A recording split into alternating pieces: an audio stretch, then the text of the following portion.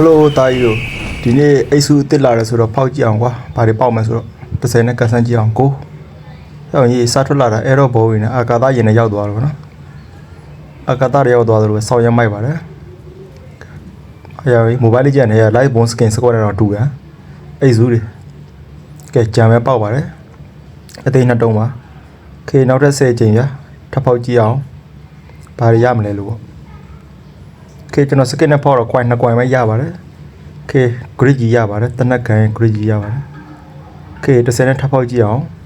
ပေါက်တော့မပေါက်တာတာထားကွာတော်တော်လှနော်ခေဘာတွေရမလဲဆိုတာကြည့်အောင်ခေ coin 2 coin ရပါတယ်ဆိုတော့တာယူအိတ်စုကလှဲ့ပါအိတ်စုက30နဲ့လှဲ့ပါကျွန်တော်တို့အောက်မှာ100 300လားမသိနော်300ပြည့်လို့ဆိုရင်ကျွန်တော်တို့ကွမ်ထောင်ရပါကွမ်ထောင်ရရင်တော့အိတ်စုတစ်ထည်တေးချပါတယ်မ30နဲ့ထပ်ဖောက်ကြည့်မယ်ဘာပေါက်မလဲဆိုတော့โอเคမတီးရဲ့တေးတစ်ချောင်းပေါက်ပါတယ်ဟုတ်ပြီနော်အချိန်300ဆိုရင်ကျွန်တော်တို့အိတ်စုတစ်ထည်ရမှာဖြစ်ပါတယ်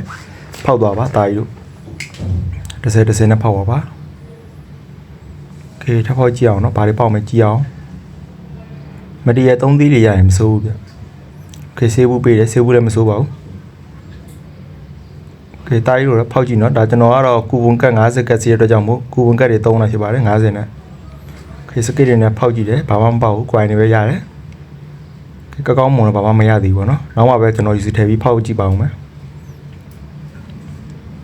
ခေတာရီတို့လည်း UC တွေတိုင်းဝင်လိုရတဲ့ဆိုရင်လည်းကျွန်တော် CP မှာ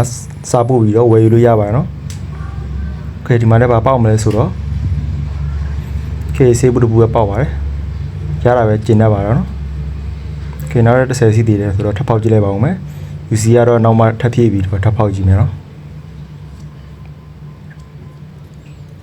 ခေအိတ်စုကတော့30နဲ့ဖောက်ပါဂျာရမှာ30ပေါက်လို့ဆိုရင်လည်းအိတ်စုနဲ့ထည့်ရမှာပေါ့နော်ချိန်300ပြည့်ရင်ကွမ်ထောင်ရမှာဆိုတော့အိတ်စုနဲ့ထည့်ရလဲမစိုးပါဘူး